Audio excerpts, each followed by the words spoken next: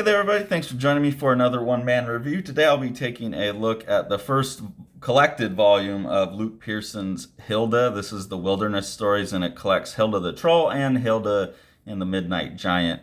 This is from Flying Eye Books, which is a subdivision of Nobrow, and this is from back in the day when Nobrow was doing these immaculately produced books that have this beautiful, like, fabric binding, beautiful printmaking, nice hardcover books, and always beautifully designed. So I still have some of these that I went and bought up as many as I could because I had heard that, like, it's just obvious Nobrow's like kind of changing their tactics, and so I wanted to get a lot of the old books before those things were no longer available to get, because it doesn't seem like they're going to be going back and reprinting, like with what happened with Geish, where they reprinted it in the softcover and all of that. So I've got a bunch of these hanging around that I just haven't got to yet, and as I'm getting time, I'm getting to it. So immediately on the inside, you can see this beautifully designed end papers here, like this wonderful cartoon, like wallpaper type of thing.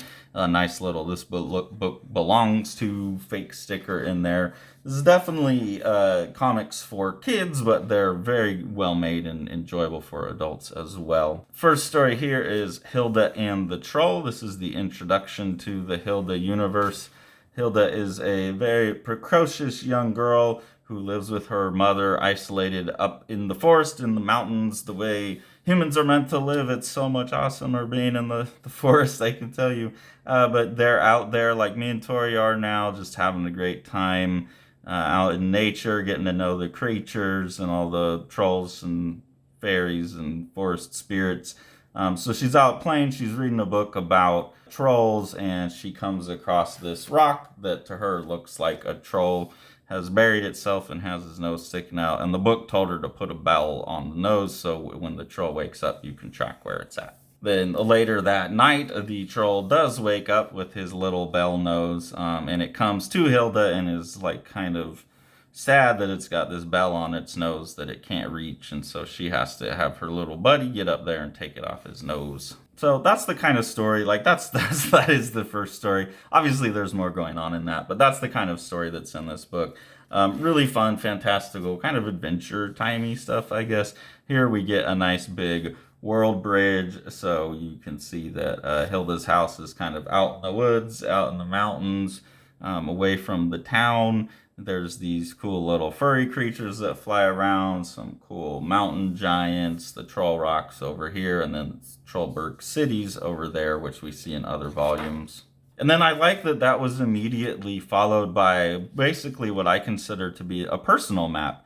You have Hilda's room, and it's got like the map of her interior as it shows up on her wall, and you can really explore and learn a lot about the character, I think, in this one sequence. And that's something that, as I'm making shorter books, I'm thinking about how to maximize character development in a short amount of space. And a single page like this can do a lot. You're relying more on the reader being willing to slow down and absorb it all, but that's fine. And it really makes for something quite fun. I especially like the drawings that Hilda has done that are in here. That really gives a little look at her character from another angle. And then they show you the page in the book that Hilda was looking at when she was finding out about trolls and putting the bell on their nose. And it shows that, like, however, in recent, and that's part of the story, that she didn't read the next page, which said that hanging bells on trolls' noses is considered to be like kind of abusive, actually, so she didn't see that. I also particularly like that they're suggesting like the core of magic, which is pareidolia and imagination, so that you could see a rock like this, and human beings are going to tend to like see the character in it. We're going to engage in pareidolia and hallucinate a little bit.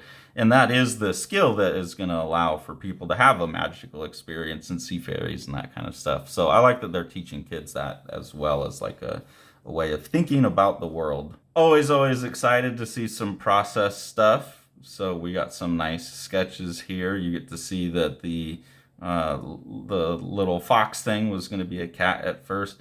And just, I can tell you from all of my experience teaching, like anything like this is always super helpful to the students, because they don't understand the amount of work that professionals really do to get something onto a page, and it's very helpful to be able to show them this. And just for any kid to show them persistence, that there's a process, things don't just manifest. And then the second story in here is Hilda and the Midnight Giant. This story, surprisingly, is more about little people, elves. So there's like these little elves that are causing havoc all over the house. They're kind of like little poltergeists, and so they're thinking they're going to have to move. Hilda doesn't want to move, and her mom's like, well, if you can get the little folk to quit messing with us, then we can stay here.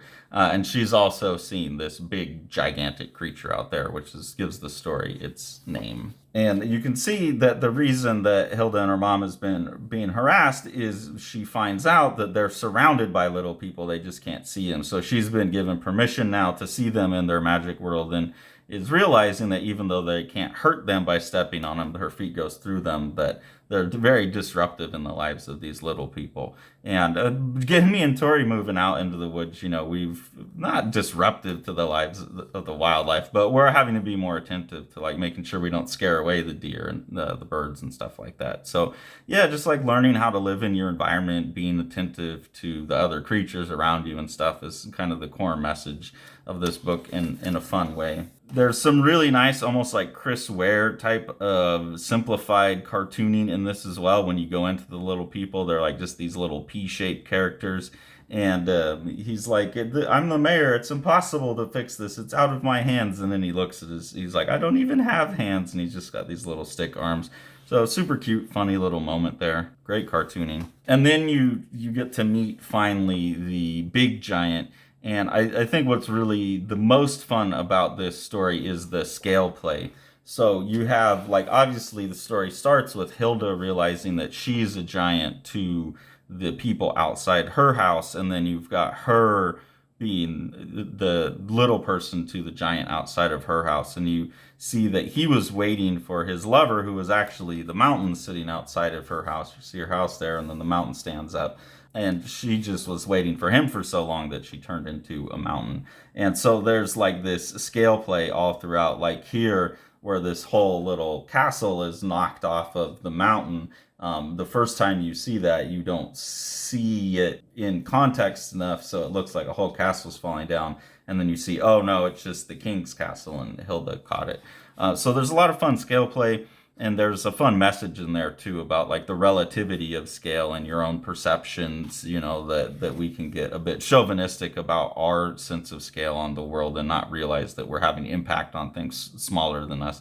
So I think they showed that very well by having Hilda be the small person as well as the big person. And you can see that impact here where, their house did get crushed from all of this. And you see all the fine little houses afterwards. So really, really fun stories, really interesting ideas and cute messages in them. There's a whole bunch of really awesome giants here in the back that we get a concordance for. Again, very kind of adventure timey feeling artwork, designs throughout.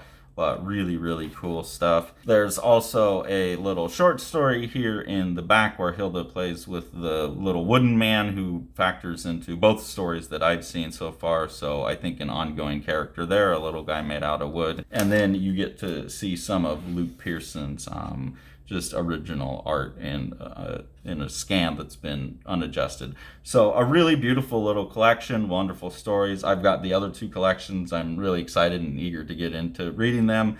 And, usually these kind of books just get better and better as they go because the artists get better and better. So this is already fantastic, and I'm looking forward to seeing how much even better it gets as it goes. Solid Yellow, Path of the Shades by Clarence Doss is a really cool ongoing project that Living the Line will be producing. Clarence is a PhD student from Fiji who's studying the myths of Fiji for his doctoral thesis. And part of that study project is that he's producing these comics. They're kind of like Hellboy, where there's these little short stories that capture all of these different mythologies. But then he's using that to wrap the project into his doctoral thesis and then provide educational material where people can come to these comics. They don't have to read his PhD thesis. They can come to the comics and get a more consumable version of the mythology of Fiji.